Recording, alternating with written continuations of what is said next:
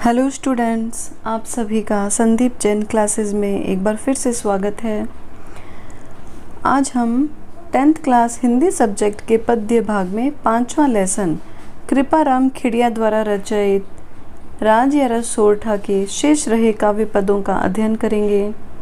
जैसा कि हमने इसके प्रथम भाग में इनके पाठ्य पुस्तक से संकलित कुछ काव्य पदों का अध्ययन किया, तो उसमें हमने देखा कि कवि ने वहाँ पर गुण अवगुण की जिनको पहचान नहीं है, तो कवि कहते हैं कि जहाँ पर गुण और अवगुण की पहचान नहीं, तो उससे तो अच्छा है कि हम कहीं निर्जन वन में रहें। और इसी तरह से कवि ने बल, पराक्रम और हिम्मत को कार्य को संपूर्ण करने के लिए अनिवार्य बतला। फिर हम देखेंगे उपजावे अनुराग कोयल मन हरकत करे, कड़वो लागे काग रसनारा गुण राजिया। तो इस सोरठे में कवि ने वाणी का महत्व बतलाया है। अनुराग अर्थात प्रेम, हरकत का अर्थ होता है प्रसन्न। तो कवि कहते हैं कि हे राजिया, कोयल मन हरकत करे उपजावे अनुराग, कि कोयल जो है मीठी वाणी बोलकर हमारे मन को प्रसन्न करती है और हमारे हृदय में, हमारे मन में प्रेम उत्पन्न करती है।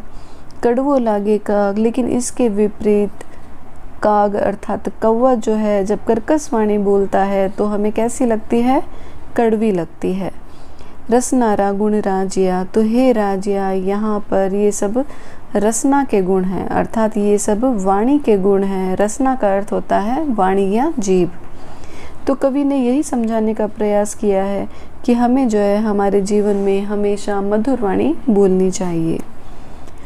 फिर हम देखेंगे दूध निर्मिल दोय, एक जिसी आकृत हुए, करे न न्यारो कोय, राजहंस बिना राजिया।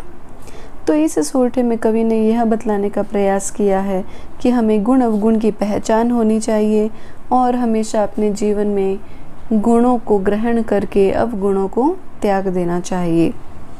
तो कवि ने जो है इसी बात को और अधिक स्पष्ट करने के लिए यहाँ पर एक उदाहरण दिया।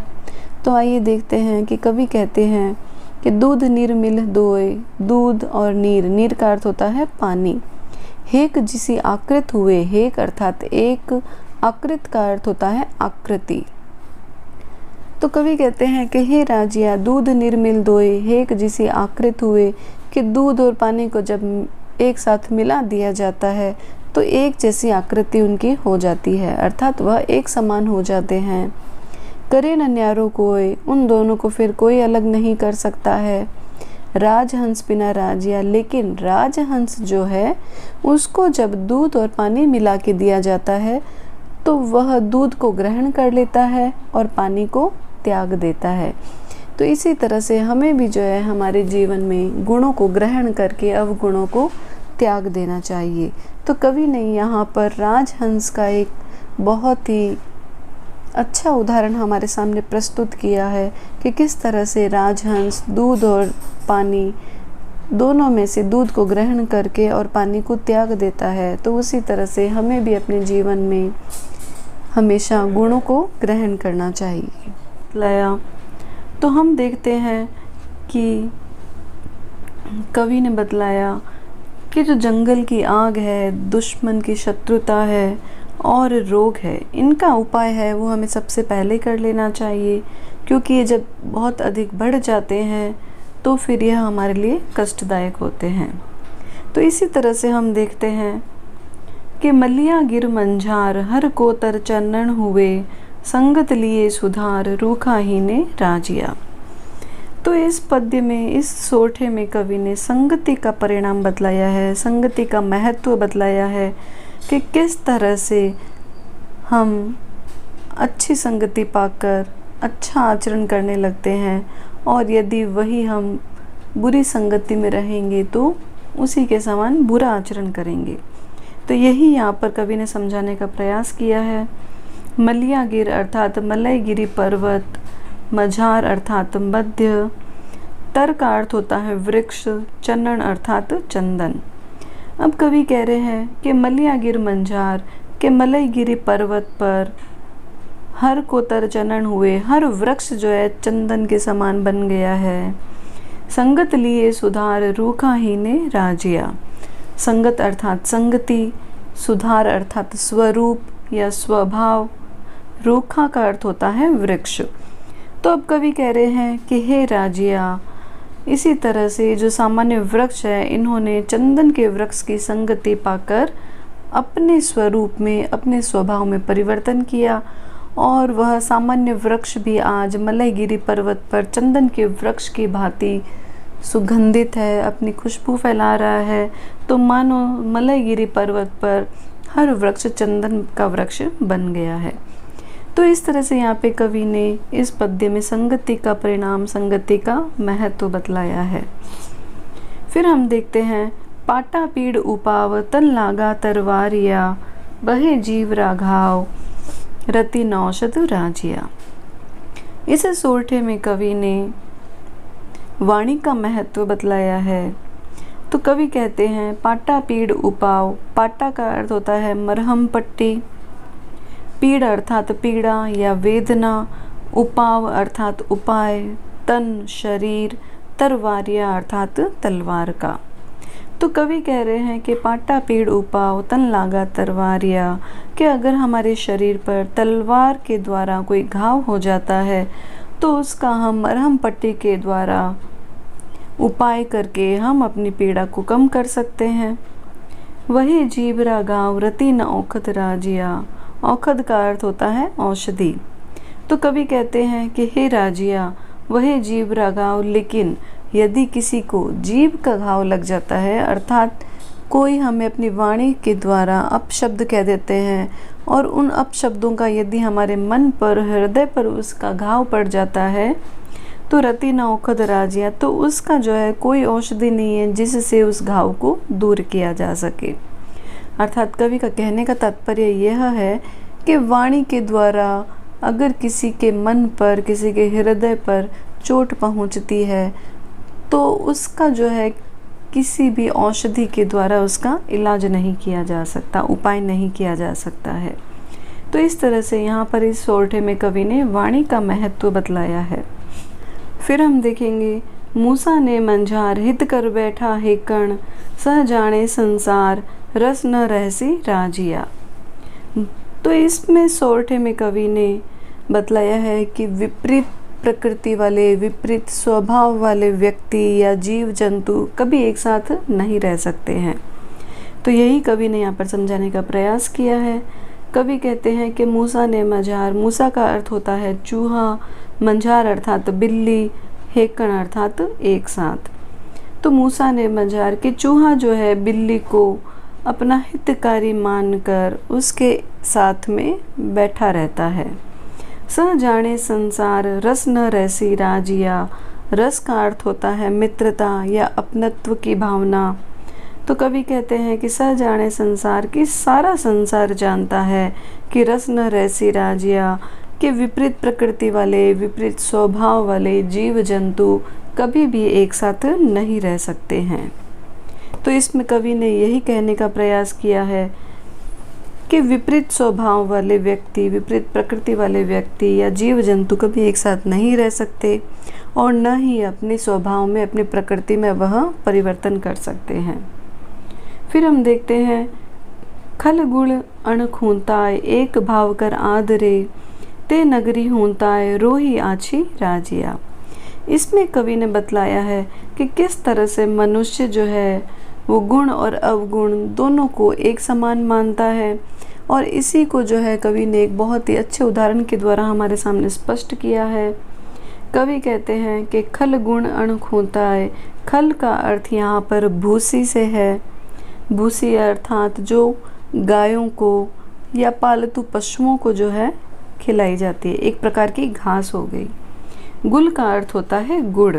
तो यहाँ पर खल का अर्थ भूसी और एक अर्थ खल का निकलता है दुष्ट या अवगुण, और गुल का अर्थ एक निकलेगा गुड़ और दूसरा अर्थ निकलेगा गुणवान। खूंताय का अर्थ होता है बेचना। तो कवि कहते हैं कि खल गुण अण खूंताय एक भाव कर आदरे, कि जो भूसी और गुड़ को एक समान समझकर एक ही भाव से बेच देते हैं, अर्थात जहाँ पर भूसी और गुड़ को एक समान समझकर एक ही भाव से बेचा जाता है। ते नगरी हूँ ताए रोज ही आछी राजिया, तो उस नगरी में रहने से अच्छा तो है कि हे राजिया रोही, अर्थात मैं निर्जन वन में रहूं, अर्थात जहाँ पर गुणों अवगुणों की पहचान नहीं होती, तो उससे तो अच्छा है कि मैं निर्जन वन में रहूं। तो यहाँ पर कवि ने यही बतलाने का प्रयास किया है कि मनुष्य को गुण और अवगुणों की पहचान होनी चाहिए। फिर हम देखेंगे, घण घण सांबल घाय न फूटे पहाड़ निवड़, जड़ कोमल भिद जाए राय पड़े जद राजिया। तो इसमें कवि कह रहे हैं कि घण घण सांबल घाय, इसमें प्रथम घण का अर्थ होता है ज़्यादा और दूसरे घण का अर्थ हो जाएगा बड़ा हथौड़ा। साबल का अर्थ होता है लोहे का साबल, अर्थात लोहे का औजार। नह अर्थात नहीं, निवड़ का अर्थ होता है कठोर। तो कवि कहते हैं कि हे राजिया, घण घण साबल घाय न फूटे पहाड़ निवर, के कठोर पहाड़ को हम कितने ही बड़े से बड़े हथौड़े और लोहे के औजारों से कितना ही हम प्रहार करें, लेकिन फिर भी जो है उसको तोड़ा नहीं जा सकता है। फिर से देख लेते हैं, घण घण साबल घाय न फूटे पहाड़ निवर, कि कठोर पहाड़ को बड़े से बड़े हथौड़े और लोहे के औजारों से कितना ही हम उस पर प्रहार करें, लेकिन उसको तोड़ा नहीं जा सकता। जड़ कोमल भिद जाए राय पड़े जद राजिया, राय का अर्थ होता है दरार, भिद जाए अर्थात तोड़ा जाना। तो कवि कहते हैं कि हे राजिया, जब उसमें राय पड़े अर्थात जब उस कठोर पहाड़ में दरार पड़ जाती है तो जड़ कोमल भिद जाए तो उसको बड़े आसानी से तोड़ा जा सकता है। फिर हम देखेंगे, पय मीठा कर पाक जो इमरत सींची जिए, उर कड़वाई आक रंच नमू के राजिया। तो इस सोरठे में कवि ने यह समझाने का प्रयास किया है कि जिसकी जैसी प्रकृति होती है उसको हम कितना ही प्रयास कर ले उसको बदला नहीं जा सकता। पय का अर्थ होता है दूध, पाक अर्थात पकाना, इमृत का अर्थ होता है अमृत, उर अर्थात हृदय, आक अर्थात आकड़ा या आक का पौधा, रंच अर्थात थोड़ा और मूके का अर्थ होता है त्यागना। तो कवि कहते हैं कि हे राजिया, पय मीठा कर पाक जो इमृत सींची जिए, अर्थात आक के पौधे को कितना ही दूध और मीठा उसमें डालकर हम पकाएं, जो इमृत सींची जिए और कितना ही उसमें अमृत का सिंचन करें, अमृत सींचे। उर कड़वाई आक, लेकिन आक के पौधे में जो कड़वाहट है, रंच न मुझे राजिया, वह अपनी कड़वाहट को थोड़ा भी नहीं त्यागता है। तो कवि का कहने का यही तात्पर्य है कि आँख के पौधे को दूध और मीठे में कितना ही पकाया जाए, कितना ही उस पर अमृत सिंचन किया जाए, लेकिन वो अपनी कड़वाहट है उसको नहीं त्यागता है। तो इसी तरह से इस सोरठे में कवि ने यही समझाने का प्रयास किया है कि मनुष्य की जैसी प्रकृति होती है, जैसा आचरण होता है, जैसा उसका स्वभाव होता है, हम उसका कितना ही प्रयास कर लें उसको बदला नहीं जा सकता है। तो इस तरह से हम देखेंगे कि कवि ने यहाँ पर अपने संपूर्ण इस पद्य में हमें यही बतलाने का प्रयास किया है कि हमें जो है हमारे जीवन में गुण अवगुण की पहचान होनी चाहिए तथा हमें जो है हमेशा हिम्मत और बल के साथ अपने कार्य को पूरा करना चाहिए तथा अपनी वाणी को मधुर रखना चाहिए।